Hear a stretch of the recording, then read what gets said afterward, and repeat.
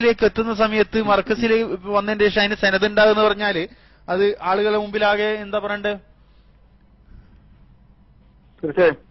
അപ്പൊ ഇത് മജീദ് മൊയ്ലാർ ഒറ്റ, ഞാനിപ്പോ ഇന്നലെ ഇവിടെ ഒരാളുണ്ട്, നിങ്ങളിപ്പോ വിശ്വസിക്കുന്ന ഇത് മജീദ് മൊയ്ലാർ ഒറ്റ കൈയാണ് ഇതിന്റെ പിന്നിൽ എന്നാ? അതായത് മജീദ് വലിയവരുടെ കൈയാണ്. പക്ഷെ ഇങ്ങനെയുള്ള കാര്യങ്ങൾ ഇപ്പൊ എന്താ പറയാ, തീരുമാനം ചെയ്തിട്ട് നടത്തുന്ന കാര്യങ്ങള് ഉസ്താദിന് അത് അറിയുന്നതുകൊണ്ടാണ് ഇയാൾ ഏതെങ്കിലും അത് ഓഫീസ് ഉണ്ടാക്കുന്നുള്ള ആൾക്ക് തന്നെ അയാളോട് പറഞ്ഞിട്ടുണ്ടാവുക. ഇനി മറ്റേ ഈ ചുള്ളിക്കോട് അല്ലെങ്കിൽ മറ്റേ അബ്ദുൽ ഹക്കീം അസേരി ഇവരൊന്നും ഇതിൽ പങ്കൊന്നുമില്ല? ചുള്ളിക്കോടിനോട് ഞാൻ പറഞ്ഞിരുന്നു ഒരിക്കലും ഈ സംഭവം.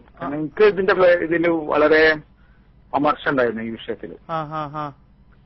അപ്പൊ ഞാൻ സത്യത്തിൽ ഞാനിപ്പോ മർക്കസിനെതിരൊന്നുമല്ല.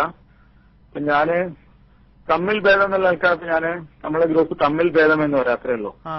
അതേസമയം നമ്മൾ ഈ പിന്നെ ഈ വ്യാജ തരീഖത്തുകൾക്കെതിരെ എല്ലാ തരീഖത്തിനെ കുറിച്ചും എതിരെ സംസാരിക്കുക, ഇങ്ങനെയുള്ള ആത്മീയമായ വിഷയങ്ങളിൽ പേരോടും അതുപോലെ പൊന്മുളസ്താദൊക്കെ സംസാരിക്കുന്ന രീതികളൊന്നും താല്പര്യമുള്ള ഒരാളാണ് ഞാൻ. അപ്പൊ ഇങ്ങനെ മൊത്തത്തിൽ സംഘടനാ പ്രവർത്തനം മർക്കസൊക്കെ മടുത്തിട്ടാണ് ഞാൻ അവിടുന്ന് മർക്കസിന് രക്ഷപ്പെടുന്നത്. ഒരുപാട് ദുആ ചെയ്തിട്ട് കിട്ടിയതാണ് മുത്തെത്താനുള്ള. ഒരിക്കലും ഇനി മർക്കസിൽ ജോലി ചെയ്യാൻ ഇടവരരുത് എന്നാണ് എന്റെ പ്രാർത്ഥന. അല്ല, നിങ്ങൾ ചുള്ളിക്കോട് ഉസ്താദിനോട് പറഞ്ഞപ്പോ മൂപ്പരെന്താ പറഞ്ഞത്? ചുള്ളിക്കോട് ഉസ്താദിനോട് ഞാൻ പറഞ്ഞു ഇങ്ങനെ സംഭവം ഉണ്ട്, സംഭവം മജീദിലെ തയ്യാറാക്കിയിട്ടുണ്ട്. അപ്പൊ എന്താ പറയുന്നറിയോ, ഒരു കോപ്പി മജീദിലവരോട് എനിക്കും തരാൻ പറയും. എന്നോടും പല ആളുകളും ശ്രമിച്ചു വയ്ക്കാറുണ്ട്, അപ്പൊ കാണിച്ചു കൊടുക്കാമല്ലോ. നിങ്ങളതൊന്നും ആരോടും മുണ്ടാൻ നിൽക്കണ്ട, നിങ്ങളത് ആരോടും പറയണ്ട എന്ന് പറയും. വേറെ അബ്ദുൽ ഹക്കീമോ? അബ്ദുൽ ഹക്കീമിനോട് ഞാൻ ഈ വിഷയം പറഞ്ഞിട്ടില്ല. കാരണം വെച്ചാല് വേറെ നെല്ലിക്കുത്ത് ഉസ്താദ്, അബ്ദുൽ ഹക്കീം ഇങ്ങനെയുള്ള വിഷയങ്ങളൊന്നും സംസാരിക്കാൻ ഇഷ്ടപ്പെടും. നെല്ലിക്കുത്ത് ഉസ്താദ് അറിയത്? നെല്ലിക്കുത്ത് ഉസ്താദിനോടൊന്നും ഞാൻ സംസാരിക്കാറില്ല. നെല്ലിക്കുത്ത് ഉസ്താദ് നേരത്തെ തന്നെ വിശ്വസിക്കാത്ത ഇഷാര മുബാറക്ക് വിശ്വസിക്കാത്ത ആളായിരുന്നു. ഏത് പിന്നെ ഈ ആദ്യം കൊണ്ടുവന്നതാ? അത് ഒറിജിനലാണെന്ന്. അല്ല, നിങ്ങള് നേരിട്ട് നോക്കിയ അതിന് സമയത്ത് നിഴലോ കാര്യം എന്തൊക്കെ ഉണ്ടായിരുന്നോ? നിങ്ങൾ നോക്കിയിരുന്നത്? ഞാൻ അങ്ങനെ വിശദമായിട്ട് നോക്കിയിട്ടില്ല. ഞാൻ പ്രദർശിപ്പിക്കുന്ന ആ കൂട്ടത്തിൽ ഇങ്ങനെ പോയി കാണാന്നല്ലാതെ. അപ്പൊ നിങ്ങളിപ്പോ ആകെ ചുള്ളിക്കോട് ഉസ്താദിനോട് ഈ വിഷയം സംസാരിച്ചിട്ടുള്ളൂ? ഞാൻ ചുള്ളിക്കോട് ഉസ്താദിനോട് സംസാരിച്ചിട്ടുള്ളൂ. പിന്നെ എന്താ അറിയോ, പിന്നെ ഞങ്ങൾ ഈ ഭക്ഷണം കഴിക്കുന്ന സമയത്ത് പല വിഷയങ്ങളും സംസാരിക്കാറുണ്ട്. മർക്കസിലെ ആഭ്യന്തര കാര്യങ്ങള് അതിൽപ്പെട്ട ആളുകളാണ് ഇപ്പൊ ഈ പറഞ്ഞ ആളുകളൊക്കെ. ഞാന്, മജീദ് വലിയര്, കൊൽമണ്ണ മുഹമ്മദ് സക്കാഫി, നൂറുദ്ദീൻ സക്കാഫി, ജാഫർ സാദി, മലയമ്മ. ഞാനിങ്ങനെ അത്ഭുതപ്പെടുകയാണ്. കാരണം നമ്മെ സംബന്ധിച്ചിടത്തോളം അത് ഷെയർ മുബാറക്കാന്ന് പറയാൻ അതിന് സെനദിന്റെ ഒരു ആവശ്യം ഉണ്ടായിരുന്നില്ലല്ലോ. തീർച്ചയായും ഉണ്ടായിരുന്നില്ല. അപ്പൊ നമ്മളിപ്പോ പിന്നെ ഈ 45 ആളുകൾ നാളെ മത്സരയിൽ നമുക്കിതിരെ സാക്ഷി എന്നാൽ നിങ്ങൾ എന്താ ചെയ്യാ? നിങ്ങളെന്താ ചെയ്യാന്നല്ലേ, നമ്മളെന്താ ചെയ്യാ? ഒന്നും ചെയ്യാൻ പറ്റില്ല. അല്ല, ഇത് പ്രത്യേകിച്ച് ഇൽമുള്ള ആളുകളാകുമ്പോ ആ വിഷയത്തിൽ ആഖിറത്തെ സംബന്ധിച്ചുള്ള ഒരു ചിന്ത ഉള്ള പ്രവർത്തനം ചെയ്യണ്ടല്ലേ? മകനെ ഇൽമുള്ള ആളുകൾക്ക് ഇല്ലെങ്കിൽ എന്ത് ചെയ്യും? ഇൽമുള്ള ആളുകൾക്ക് ദൈവവിശ്വാസം ഇല്ലെങ്കിൽ എന്ത് ചെയ്യും? അല്ല, നിങ്ങൾ എന്റെ അഭിപ്രായത്തിൽ നിങ്ങൾ അന്ന് വെബിസ്താനോട് ഇത് തുറന്ന് പറയേണ്ടിയിരുന്നു.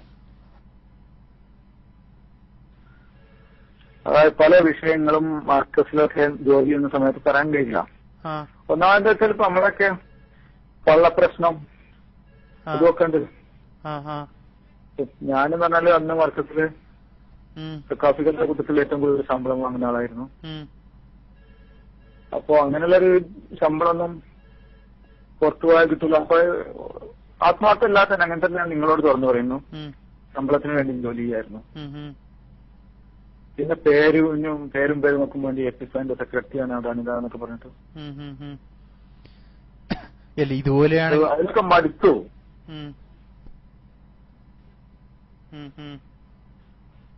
പല സംഗതികളും ഇങ്ങനെ തന്നെയാണ്. അതായത് കൃത്രിമമായിട്ട് ഇപ്പൊ നിങ്ങൾക്കറിയോ പല വിഷയങ്ങളും പുസ്തകത്തിന്റെ ഒപ്പിടുന്ന ഇത്ര ആളുകൾ മർക്കത്തുണ്ട്. അത് നിങ്ങൾക്കറിയോ? പുസ്തകത്തിന്റെ സിഗ്നേച്ചർ ചെയ്യുന്ന വിദഗ്ധന്മാരുണ്ട് മർക്കസില്, 4-5 പേര്. പല കാര്യത്തിനും അവർ ഒപ്പിട്ടിട്ടാണ് പല സംഗതികളും അവർക്ക് ഒത്താൻ അറിയുന്നതാണ്.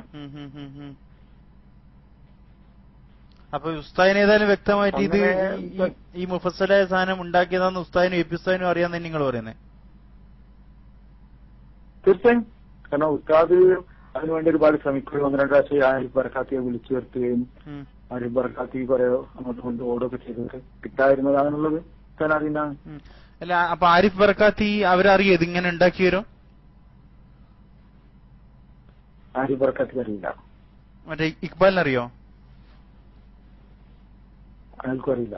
അപ്പൊ നിങ്ങൾ ആ വിഷയം എന്തുകൊണ്ട് ചിന്തിച്ചില്ല? എന്തെങ്കിലും ഇവരാരെങ്കിലും ഓരോരുത്തർ ഡയറക്റ്റ് പോയിട്ട് സനദങ്ങൾ കൊടുത്തിരുന്നോ എന്ന് ചോദിച്ചാല് എന്താ പറയേ? അതിന് മാത്രമല്ല ആ വഴിക്കൊന്നും അങ്ങനെയുള്ള വിഷയങ്ങളൊന്നും ആരും ചിന്തിക്കാറില്ല. പല വിഷയങ്ങളും ഇപ്പൊ അങ്ങനെയല്ലേ. ഇപ്പൊ മർക്കസില് കമാലിയ പ്രശ്നം ഉസ്താദും ഹക്കീമൊക്കെ ചെയ്ത അബദ്ധമല്ലേ? അബദ്ധത്തിന്റെ ഫലമായിട്ടല്ല കമാലിയ മെഡിക്കൽ കോളേജ് പ്രശ്നം ഉണ്ടായത്.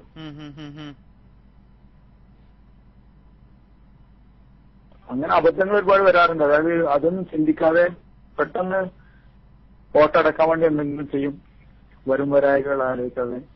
ഇത് പൊന്മള ഉസ്താദ പേരോട് വിഷയം അറിയോ? പൊന്മള ഉസ്താദിന് അറിയാൻ കഴിയില്ല, ഉസ്താദിനും അറിയാൻ കഴിയില്ല, അതൊന്നും അറിയില്ല. പിന്നെ അതിന്റെ കീഴിലുള്ള മാളിയേക്കയിൽ അതുപോലുള്ള ആരെങ്കിലും ഈ വിഷയം വേറെ ആരെങ്കിലും അറിയോ? അവർക്കൊന്നും അറിയാൻ സാധ്യമല്ല. അപ്പൊ ഈ ആളുകൾക്കൊന്നും അറിയാൻ സാധ്യത. ഈ ഓഫീസിന്റെ ഉള്ളിലുള്ള ആളുകൾ മാത്രം അറിയുന്നൊരു പരിപാടിയാണിത്. ഓഫീസിലെ മറ്റേ മുസ്ലിയാർ സെക്ഷനിലുള്ള ആളുകൾക്ക്, മറ്റേ അക്കൗണ്ടിംഗ് സെക്ഷനിലും മറ്റൊക്കെ വർക്ക് ചെയ്യുന്ന ആളുകൾക്കൊന്നും അറിയില്ല. ചുള്ളിക്കോട് ഉസ്താദിന് വ്യക്തമായിട്ട് DTP-യിൽ വർക്ക് ചെയ്യുന്ന ആളുകൾക്ക് അറിയാം. ചുള്ളിക്കോട് DTP-യിൽ ജോലി ചെയ്യുന്ന ആളുകൾക്കറിയാം. ഒരുപാട് ഇങ്ങനെ കൃത്യമായിട്ട് പലതും ഉണ്ടാക്കാറും ചെയ്യാറൊക്കെ ഉണ്ടെന്നുള്ളത് തീർച്ചയായും DTP-യിൽ ജോലി ചെയ്യുന്ന ആളുകൾ. ഇത് ഒരാള് രണ്ടാളല്ല, 45 ആളുകളെ നമ്മള് പിന്നെ ഈ വിഷയത്തിൽ നമ്മൾ ഭയന്നില്ല എന്ന് പറയുന്നൊരു ചെറിയ വിഷയമല്ല. തീർച്ചയായും അതിന്റെ അതായത് നരകത്തിൽ സീറ്റ് ബുക്ക് ചെയ്യുന്ന കാര്യം തന്നെയാണ്. കാരണം ചിലപ്പോ ആ ഹദീസിന്റെ വെളിച്ചത്തില് എന്റെ പേരിൽ കളവ് പറഞ്ഞാല് അവന് നിങ്ങളറിയോ ഒന്നും അറിയാത്ത നിഷ്കളങ്കരായ ഒരുപാട് മുഅ്മിനീങ്ങള് ഹക്കാണ് എന്നുള്ള നിലയിൽ പിന്നെ ഓരോ എന്തും ഓരോരുത്തർ ദുആ ചെയ്യുന്ന സമയത്ത് പഠിച്ചോനെ എന്റെ 10 വർഷം എടുത്തിട്ട് എപി ഉസ്താദിന് കൊടുക്കണം, എന്റെ 10 വർഷം ആയുസ് എടുത്തിട്ട് പിന്നെ നമ്മളെ പണ്ഡിതന്മാർക്ക് കൊടുക്കണം എന്ന് ദുആ ചെയ്യുന്ന എത്രയോ ആളുകൾ ഞാൻ കണ്ടിട്ടുണ്ട്, കേട്ടിട്ടുണ്ട്. അപ്പൊ ഈ കൊടും ചതി അവരോട് മുഴുവനല്ലേ ചെയ്തിട്ടുള്ളത്? തീർച്ചയായും അങ്ങനെ ഒരു ചതി മാത്രമല്ല, ഒരുപാട് ചതികൾ ചെയ്തിട്ടുണ്ട്.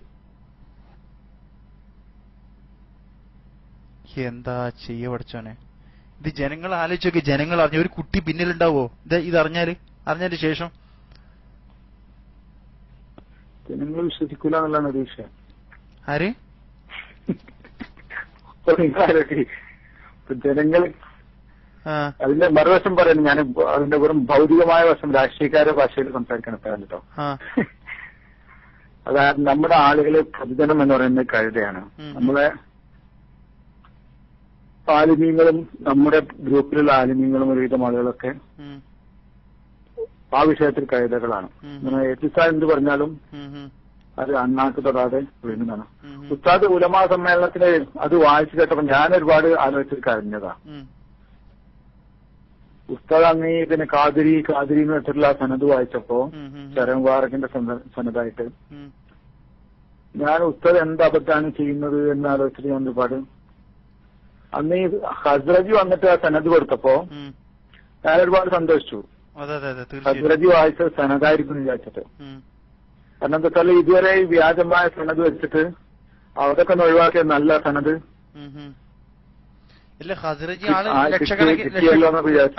അതെ, ലക്ഷക്കണക്കിന് ആളുകളെ മുമ്പിലാണല്ലോ കൊടുത്തത്. അതിന് മാത്രമേ സന്നദ്ധാവുള്ളൂ.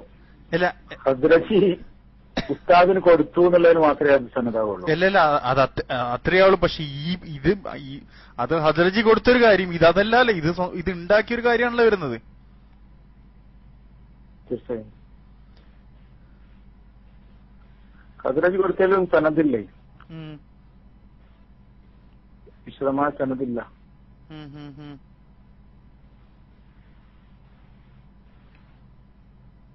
നിങ്ങളിപ്പോ ഞാനിപ്പോ പറഞ്ഞപ്പോഴും മാത്രമാണ് ഇത് അറിയുന്നത് നിങ്ങൾ വിവരം.